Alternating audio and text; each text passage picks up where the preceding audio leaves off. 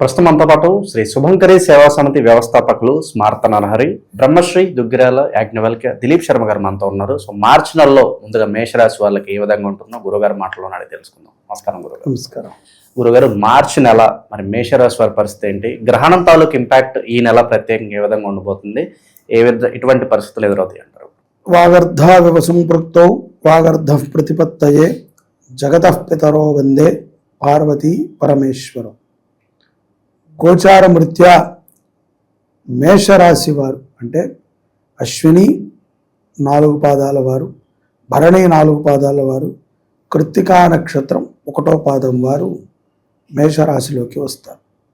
వీరికి ఈ యొక్క ఉగాది పర్యంతము సంవత్సరం శ్రీ పరాభవనామ సంవత్సరం మొత్తము కూడా అదృష్ట సంఖ్య 9గా ఉంటుంది. మంగళవారము వీళ్ళకి ఆనుకూలమైనటువంటి రోజుగా మనం భావించవచ్చు. బుధవారము కొంచెం పర్వాలా. ఈ 2 విషయాలనే వీరు బాగా గుర్తుపెట్టుకోవాలి.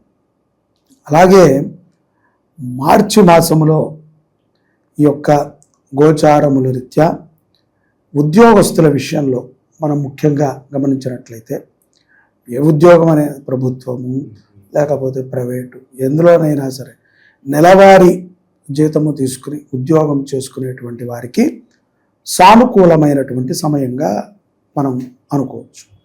ఇక్కడ కొంతమందికి ఒక చిన్నపాటి అనుమానం ఉండొచ్చు. అయ్యా, శని ప్రభావం ఉన్నది కదా, శని ప్రభావం వలన స్థానచలనం కానీ లేకపోతే ఏదైనా ఇతర ప్రమాదాలు మనకు ఉంటాయా? గోచారం రీత్యా శని ఈ యొక్క మార్చి మాసంలో ఉగాది మనకి సంభవించింది. 19వ తారీఖు మనకి ఉగాదిగా మనం చేసుకుంటాం, ఉగాది పర్వదినం. ఆ ఉగాది రోజు నుంచి కొన్ని మార్పులు కనబడతాయి. అవి ఉద్యోగములో ఎక్కువగా కనబడుతూ ఉంటాయి.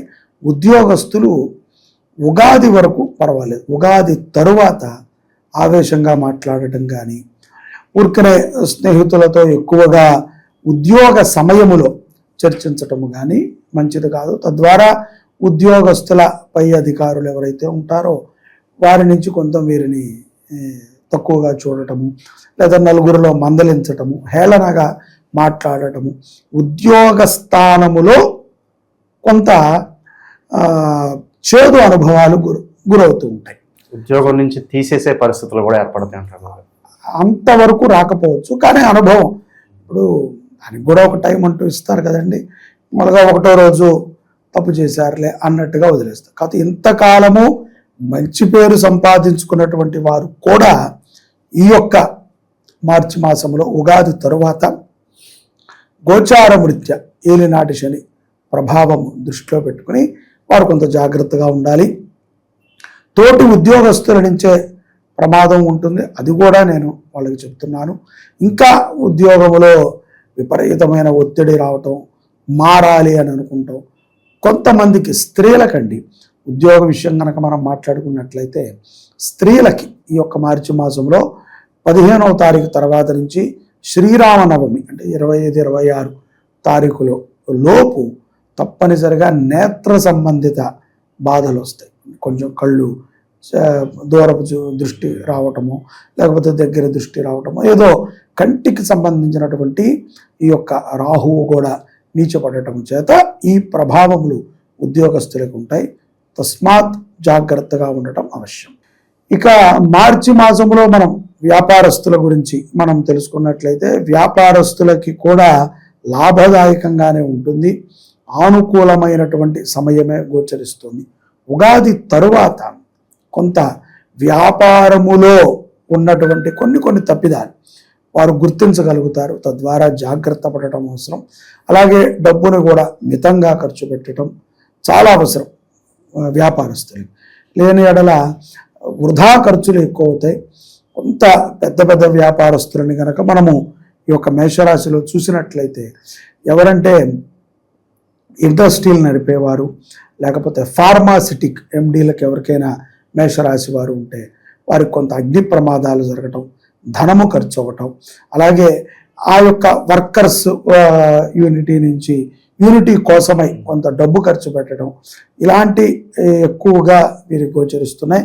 కాబట్టి వ్యాపారస్తులు తోటి మీ యొక్క వ్యాపారవేత్తలతో కానీ అలాగే మీ యొక్క కంపెనీలో ఉన్న ఎంప్లాయీస్తో కానీ అన్యోన్యతగా ఉండాలి. అహంకారాన్ని గర్వాన్ని ప్రదర్శిస్తే మూల్యము చెల్లించుకోక తప్పదు. ఏ డేట్స్లో వీళ్ళకి పెట్టుబడులకు అనుకూలంగా ఉందంటారు గురుగారు, లేదంటే ప్రత్యేకంగా వాళ్ళ వ్యక్తిగత జాతకం ఆధారంగా ఇన్వెస్ట్మెంట్స్ చేస్తే బాగుంటుందంటారు? అంటే మనము ర్యాండమ్గా కనుక చూసుకున్నట్లయితే భరణీ నక్షత్ర జాతకులు కొంత వ్యాపారాన్ని ఎక్కువగా చేస్తూ ఉంటారు. రియల్ ఎస్టేట్లో కానీ లేకపోతే ఫార్మాలో కానీ లేకపోతే ఏదైనా ఇంపోర్ట్ ఆర్ ఎక్స్పోర్ట్స్లో కానీ భరణీ నక్షత్ర జాతకులు ఎక్కువగా ఉంటారు. కీలకమైనటువంటి పాత్రలో భరణీ నక్షత్ర జాతకులు ఉంటారు. వారు మాత్రము కొంత వారి యొక్క జన్మ నక్షత్రం భరణి కాబట్టి కృత్తికా నక్షత్రం రోజున ఏదైనా పనిని చేసినా మంచిది. అలాగే ఏదైనా ఒక పని చేసే ముందు వారికి పాపం అంతా తెలుసు అని వాళ్ళు అనుకోవటం తప్పులేదు, కానీ ఒక గురువుని ఆశ్రయించటము, ఏదైనా తగు జాగ్రత్తలను తీసుకుని ఒక మంచి శుభముహూర్తాన కృత్తికా నక్షత్రం రోజున వారు ఏదైనా పనిని చేస్తే శుభము కలుగుతుంది. అలాగే కృత్తికా నక్షత్రం 1వ పాదం బాగా గుర్తుపెట్టుకోవాలి. వీళ్ళు వ్యాపారంలో స్త్రీలు ఎక్కువగా ఉంటారు. కృత్తికా నక్షత్రం 1వ పాదం అయితే వాళ్ళు కొంచెం స్త్రీలు డామినేటెడ్ వ్యాపారాలు ఎక్కువ చేస్తూ ఉంటారు. అంటే స్త్రీలది ఆధిపత్యం ఎక్కువ. అటువంటి వారు తప్పనిసరిగా కొంత సుబ్రహ్మణ్య ఆరాధనని చేయటం. ఆడవారు కృత్తికా నక్షత్రంలో 1వ పాదంలో ఉన్నటువంటి స్త్రీలు వ్యాపారంలో మేము కీలకంగా ఉన్నాము, మాది ఎండి స్థానము, మాదే పై మాట, ఇంకా మా తర్వాత మాట ఉండదు అనే స్థాయి వాళ్ళకైతే కంపల్సరీ ఒక మంచిగా ధార్మికమైనటువంటి కార్యక్రమాన్ని చేయటం, సుబ్రహ్మణ్య స్వామిని దర్శనం చేసుకుని వారు గనక రోహిణీ నక్షత్రం రోజున కానీ లేకపోతే అశ్విని నక్షత్రం రోజు కానీ వారు ఏదైనా పనిని ప్రారంభిస్తే అది విజయముకి నాంది పలుకుతుంది, శుభము కలుగుతుంది. ఇక కుటుంబ పరంగా ప్రేమ వ్యవహారాల పరంగా ఏ విధంగా ఉంటుంది? కుటుంబ ప్రేమ వ్యవహారాలు ఈ యొక్క మార్చి మాసంలో మేషరాశి వారికి సానుకూలంగానే ఉంటుంది. ఎక్కడైతే గనక ప్రేమ వ్యవహారాన్ని మీరు మాట్లాడితే గనక ప్రేమికులకు కానీ లేకపోతే అన్యోన్య దాంపతులకు కానీ సుఖ సంతోషాలతో కూడుకున్నటువంటి జీవనమే కొనసాగుతుంది. పెద్దలు ఒప్పుకోనప్పటికీ ప్రేమికులైతే తల్లిదండ్రులని ఒప్పించి తగు మన యొక్క వాళ్ళైతే గనక మాట్లాడి వివాహం చేసుకుంటాం మంచిది. అలాగే ఇతరులలో అంటే అశ్విని నక్షత్ర జాతకుల గురించి కనుక మనం చూస్తే మేషరాశిలో ముఖ్యంగా వీళ్ళు కొంచెం బోళాగా ఉంటారు. ఈ మనుషులు అశ్విని నక్షత్ర స్త్రీ పురుషులు ఎవరైనా సరే తొందరగా ప్రేమలో పడిపోవటం, తొందరగా మోసపోవటం, తొందరగా విడిపోవటం ఇవి వీళ్ళకి జరిగేటువంటి సందర్భాలు ఉన్నాయి. అలాగే కృత్తికా నక్షత్రం వారికి కూడా భరణీ నక్షత్రం వాళ్ళు న్యూట్రల్గా ఉంటారు. అయినప్పటికీ ప్రేమ వ్యవహారాలు, సాంసారిక వ్యవహారాలు సుఖముగానే ఈ మార్చిలో వీళ్ళకి గోచరిస్తున్నాయి. ఇల్లు ఎవరన్నా కొత్తగా కొనాలనుకున్నా సరే, ఏదన్నా గృహప్రవేశం చేయాలనుకున్నా, అలాగే ఇంటికి సంబంధించి ఏమన్నా లీగల్ ప్రాబ్లమ్స్ ఏమన్నా ఉన్నా సరే వీటికి సంబంధించి ఓవరాల్గా వినాలి ఎలా ఉంటుంది గురుగారు?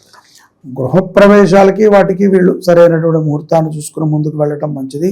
ఇల్లు కొనుగోలు విషయంలో లేని వాళ్ళు అంటే మధ్యస్థంగా ఉన్నటువంటి వారు ఎవరైతే ఉంటారో అటువంటి వారికి మేషరాశి వారికి ఈ యొక్క మాసంలో ఉగాది తరువాత కొంత గృహ విషయంలో ఒక మంచి నిర్ణయాన్ని తీసుకుంటారు. మంచి గృహాన్ని కూడా చూసి అడ్వాన్స్ ఇవ్వటం కూడా జరుగుతుంది అని మనం అనుకోవచ్చు.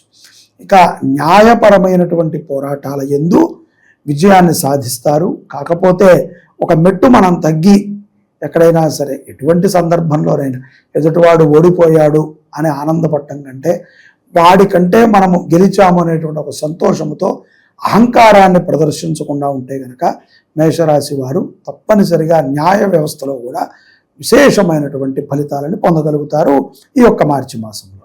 అలాగే విద్యార్థుల పరిస్థితి ఏంటంటారు? అలాగే విదేశీ ప్రయత్నాలు సఫలీకృతమవుతాయి అంటారు? ఓవరాల్గా వీళ్ళకి ఎలాంటి ఒడిదొడుకులు ఉంటాయి అంటారు ఈ మాసం? ఎవరైనా సరే విదేశాలకి వెళ్ళాలి ఉద్యోగము రీత్యా లేకపోతే వ్యాపారము రీత్యా అని అనుకున్నటువంటి వారు కొంత ఆగాల్సి వస్తుంది. ప్రయత్నములు చేయటం మాత్రం ఆపకూడదు. ఎందుకంటే 1-2 సార్లు ఫెయిల్ అయినప్పటికీ అనుభవంతో నిదానంగా మీరు వెళ్ళి ఎక్కడైనా విదేశాల్లో స్థిరపడేటువంటి అవకాశములు అయితే ఉన్నాయి.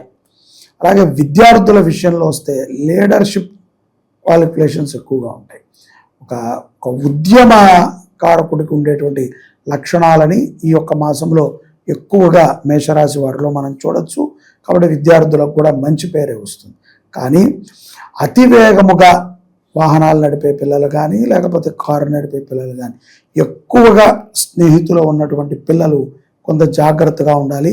పోలీసు వారి దగ్గర కొంత తలదించుకునేటువంటి సందర్భాలు కూడా కొన్ని గోచరిస్తూ ఉన్నాయి. కాబట్టి రాహు ప్రభావం పిల్లల మీద ఎక్కువగా ఉంటుంది. చెడు వ్యసనాలకు దూరంగా ఉండటం మంచిది. ఇక మాసాంతం చివరిలో వీళ్ళకి ఎలాంటి మార్పులు జరుగుతాయి అంటారు? వాళ్ళకి మంచి చెడు ఏమంటారు? ఈ యొక్క మాసాంతంలో మనం చూసుకున్నట్లయితే ఉగాది మనకి సంభవించింది కాబట్టి ఉగాది నుంచి శ్రీరామనవమి వరకు ఈ యొక్క మాసాంతమే ఉంటుంది. చాలా విశేషమైనటువంటి అనుగ్రహాన్ని పొందుతారు. అనుభవాలని ఎక్కువగా గడిస్తారు ఈ యొక్క మాసంలో మేషరాశి జాతకులు. ఈ యొక్క మార్చి 29 ఏకాదశి ఆశ్లేష నక్షత్రము ఆదివారము మనకు సంభవించింది.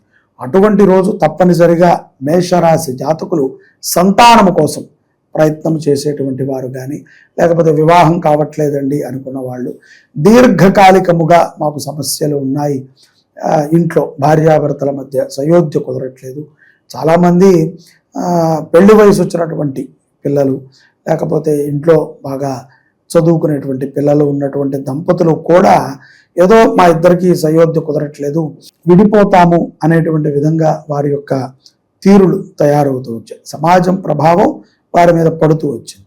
కాబట్టి అటువంటి వారు మార్చి 29వ తారీఖు మన శుభంకరి గోశాలలో సర్ప ప్రతిష్టని మనం చేస్తున్నాం. 27 సర్పాలని అక్కడ ప్రతిష్టాపన చేస్తున్నాం. ఆ కార్యక్రమంలో కుదిరితే మేషరాశి జాతకులు జన్మతః వారికి ఏదైనా సర్పదోషం ఉన్నదా, అంగారక దోషం ఉన్నదా, డైవర్స్ కారణాల చేత విడిపోయారా, రెండో పెళ్లి అవ్వట్లేదా, లేకపోతే మొదటి పెళ్లిలోనే సఖ్యత లేదా, ఆర్టిజం పిల్లలు కలిగి ఉన్నారా, అటువంటి వారు ఈ యొక్క సర్ప ప్రతిష్టలో చాలా తక్కువ మందికి అవకాశం ఉన్నది.